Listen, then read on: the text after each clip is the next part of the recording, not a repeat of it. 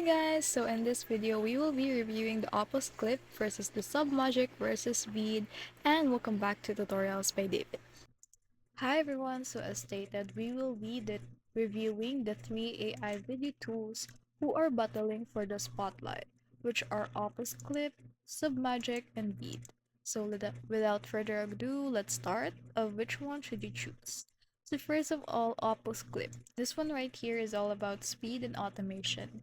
It takes long videos like podcasts or webinars and instantly chop them into viral-ready clips with caption and even a virality score, making it perfect for creators who just want quick shorts or reels without the extra work.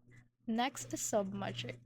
So this one right here focuses on polish, which builds for caption, translations, and creative text effects that really make your clips pop. So if you really care about style and engagement, then this one is for you. Lastly is VEED.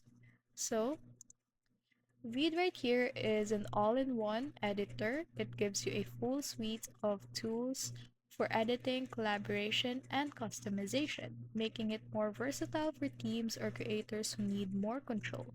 The bottom line for this is that easily you want to choose the Opus Clip for speed, Submagic for stylish caption, and VEED if you want full editing powerhouse. That is all.